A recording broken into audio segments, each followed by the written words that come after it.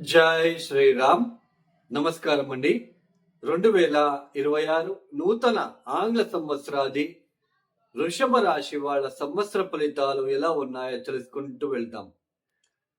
ముఖ్యంగా ఈ సంవత్సర ఫలితాలు అనేది దీర్ఘకాలికంగా సంవత్సర పొడవునా కూడా ఒకే రాశిలో సంచారం చేసే ఈ శని, గురు, రాహు, కేతు ఈ 4 గ్రహాల ఆధారాన్ని బట్టి ఈ సంవత్సరం ఈ రాశి వాళ్ళకి ఇలా ఉండబోతుందని చెప్పుకోవడం జరుగుతుంది.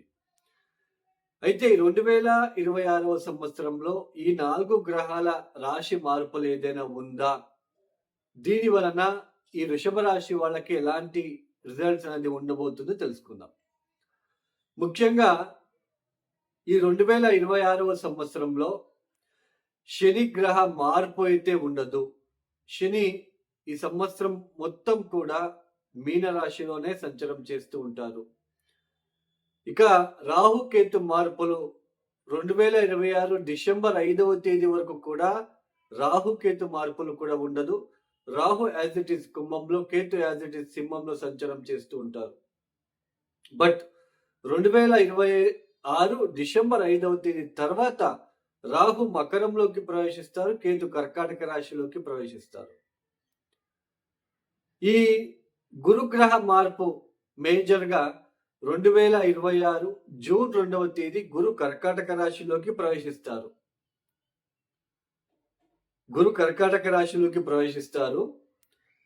యాక్చువల్లీ గురు ఒక్క రాశిలో సంవత్సరం ఉండాలి. అలాంటిది 2026 జూన్ 2వ తేదీ వచ్చి కర్కాటక రాశిలోకి ప్రవేశం చేసి 2026 అక్టోబర్ 31వ తేదీ కర్కాటక రాశిని వదిలిపెట్టి సింహంలోకి వచ్చేస్తారు అతిచార మార్గంలో. ఈ మేజర్గా ఏదైతే గురు రాశి మార్పు, దీని వలన ఈ యొక్క వృషభ రాశి వాళ్ళ పైన ఎలాంటి సిచ్యుయేషన్ ఉండబోతుందో తెలుసుకుంటూ వెళ్తాం. ముఖ్యంగా ఈ శని గ్రహ సంచారం మనం చూసుకున్నట్లయితే ఒకసారి శని లాభస్థానంలో సంచారం చేస్తూ ఉన్నారు. దశమాధిపతి నవమాధిపతి అయిన శని లాభస్థానంలో ఉంటున్నారు. మీరు ఆల్రెడీ చూస్తున్నారు, వృషభ రాశి వాళ్ళు కోట్లు సంపాదిస్తారు, అది ఇది అని మీరు చూస్తున్నారు. శని లాభస్థానంలో సంచారం చేస్తున్నారు, ఓకే. దశమాధిపతి లాభస్థానంలో ఉండడం మంచిది. వ్యాపార అభివృద్ధి, ఉద్యోగంలో అభివృద్ధులు ఇవన్నీ ఉండాలి. వృషభ రాశిలో లక్షల మంది ఉంటారు, అందరికీ అలాగే ఉంటుందా? వాళ్ళ దశాభుక్తి, ఎవరికైనా శని మహాదశ శని భుక్తి జరుగుతూ ఉంటే ఇది ఫేవరబుల్ పీరియడ్, ఇది మంచి సమయం. శని మహాదశ శని భుక్తి లేకుండా వేరే దశ భుక్తి జరుగుతూ ఉంటే శనికి దానికి సంబంధం లేదు కదా. సో మీ జాతక రీత్యా అందుకే రాశి ఫలితాలు ఎందుకు చాలా మంది తిట్టుకుంటున్నారు అంటే దీనికే. సో లాభస్థానంలో శని సంచారం జరుగుతుంది, ఇది మంచిదే, దీని వలన నెగిటివిటీ ఉండదు. బట్ ఎవరికి ఈ ఏదైతే లాభస్థానంలో సంచారం ఉంటుందో ఎవరికి ఎక్కువ ఇంపాక్ట్ చూపిస్తుంది, పాజిటివ్ ఇంపాక్ట్ అంటే ఎవరికి అయితే శని మహాదశ గనక లేదా శని భుక్తి గనక జరుగుతూ ఉంటే వాళ్ళకి ఎక్కువ పాజిటివ్ ఇంపాక్ట్ ఉండబోతుంది. అందులోనే అష్టకర్క బిందులు చాలా ఇంపార్టెంట్. ఇప్పుడు మీనరాశి లాభస్థానంలోకి శని వచ్చారు, మీ జాతక రీత్యా శని మీనరాశిలో అష్టకర్క బిందులు ఎన్ని ఇచ్చారో చూసుకోవాలి. 0, 1, 2, 3 గనక ఇచ్చి ఉంటే యావరేజ్ గా ఉంటుంది. అదే 4, 5, 6 గనక ఇచ్చి ఉంటే ఎక్స్ట్రాడినరీ, చాలా బాగుంటుంది అని అర్థం. మొత్తానికి లాభస్థానంలో శని అనుకూలం అనానుకూలం అయితే ఉండదు. ఎంతవరకు మనకు అనుకూలం అనేది ఎలా తెలుసుకోవాలి? అష్టకర్క బిందువులు మరియు దశాభుక్తి ఏది జరుగుతా ఉంది అది దాన్ని బట్టి. ఇక దశమ స్థానంలో రాహు, చతుర్థ స్థానంలో కేతు, ఈ సుఖస్థానంలో కేతు లాంటి గ్రహం వచ్చినప్పుడు మానసికంగా కొంచెం డిస్టర్బెన్సెస్ ఉంటుంది, తల్లితో కొంచెం డిస్టర్బెన్సెస్, విభేదాలు ఇంట్లో ప్రశాంతంగా లేకుండా ఉండడము, జాబ్‌లో కొంచెం ఎక్కువ స్ట్రెస్‌కి గురవ్వడం లాంటిది మీరు చూడవచ్చు. ఈ 2026 జనవరి, ఫిబ్రవరి, మార్చ్ 11థ్ వరకు, మార్చి 11వ తేదీ వరకు కూడా గురువు వక్రించి ద్వితీయ స్థానంలో సంచారం చేస్తూ ఉంటారు. ఈ సమయంలో ఆర్థికంగా ఖర్చులు పెరిగిపోవడము, కౌటుంబిక విషయాల కొంచెం ఒడిదుడుకులు, కొన్నిసార్లు నోరు జారి ఏదైనా మాట అనేసి ఇబ్బంది పడడం లాంటిది మీరు చూడవచ్చు. సడన్ గా ఏదైనా నేను షూరిటీ వేస్తాను అనడము, ఇట్లాంటివన్నీ చేయకుండా ఉంటే మంచిది. నోరు జారి మాట అనేసి మళ్ళా ఇబ్బంది పడాల్సిన ప్రమేయం ఉంటుంది, జాగ్రత్త.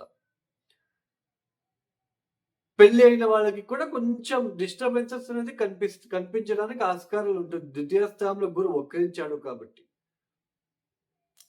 అదే ఈ మార్చ్ 11th తర్వాత గురువు వక్రత్యాగం చేసిన తర్వాత కొంచెం మళ్ళీ జూన్ 2వ తేదీ వరకు ఆదాయంలో అభివృద్ధి, కొంచెం డిస్టర్బెన్సెస్ తగ్గడము, మీ మాటకి విలువ పెరగడము, మంచి మంచి భోజనాలు చేసుకోవడము, ఇలాంటివన్నీ మీరు చూడవచ్చు. జూన్ 2వ తేదీ తర్వాత అక్టోబర్ 31వ తేదీ తృతీయ స్థానంలో సంచారం చేస్తూ ఉంటారు. కొంచెం ఎఫర్ట్ ఎక్కువ పెట్టాలి, కమ్యూనికేషన్ ఎక్కువ చేయాలి. ఒక విషయం పైన ఎక్కువ సార్లు మీరు కమ్యూనికేషన్ చేయవలసిన ప్రమేయం ఏర్పడుతూ ఉంటుంది. ఫర్ ఎగ్జాంపుల్ టీచర్స్ ఒకసారి బోర్డు మీద ఎక్స్ప్లెయిన్ చేస్తే అర్థం కాదు, మళ్ళీ మళ్ళీ అడుగుతుంటారు. మీరు మళ్ళీ మళ్ళీ చెప్పవలసిన ప్రమేయం ఏర్పడుతూ ఉంటుంది. అంటే ఎక్కువ సార్లు కమ్యూనికేషన్ చేయాలి, మిమ్మల్ని మీరు కమ్యూనికేట్ చేసుకోవాలి. సెల్ఫ్ ఎఫర్ట్ కూడా ఎక్కువ పెట్టాల్సిన ప్రమేయం ఉంటుంది. ఎక్కువ జర్నీస్ చేయాల్సిన ప్రమేయం ఏర్పడుతూ ఉంటుంది June, July, August, September, October వరకు.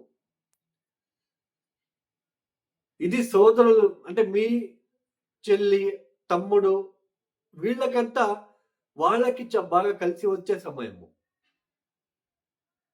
విద్యార్థులు కూడా చదువుల పట్ల కొంచెం డిస్టర్బెన్సెస్ గా ఫీల్ అవుతూ ఉంటారు. ఏకాగ్రత లేకుండా ఉండడం లాంటిది చూడవచ్చు. అయితే కొంచెం ఆర్థిక విషయాల్లో ఇబ్బందులేమి ఉండదు, ఓకే పర్లేదని అనిపిస్తూ ఉంటుంది, పర్లేదు. బట్ ఈ ఎక్కువ కమ్యూనికేషన్ చేయాలి, ఎక్కువ మీరు కష్టపడాలి, సెల్ఫ్ ఎఫర్ట్ ఎక్కువ పెట్టాలి. తర్వాత అక్టోబర్ 31వ తేదీ తర్వాత చతుర్థానికి వచ్చేస్తాడు.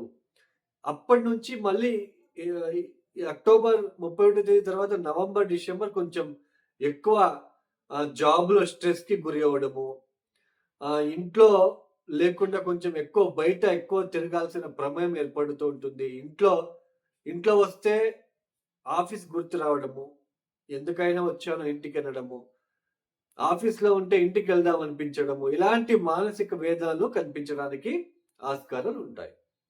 మొత్తానికి వృషభ రాశి వాళ్ళకి ఇలాంటి సిచ్యుయేషన్ ఉండబోతుంది.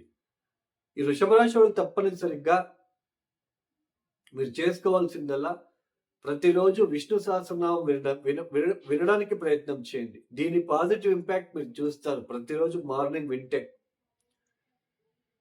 అలానే ఏ పనికి వెళ్ళినా గణపతి ఆరాధన చేసి వెళ్ళండి.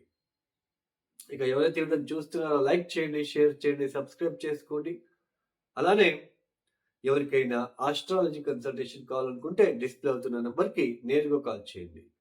ఇక సర్వే జనం సుఖినో భవంతు. ధన్యవాదములు. జై శ్రీరామ్.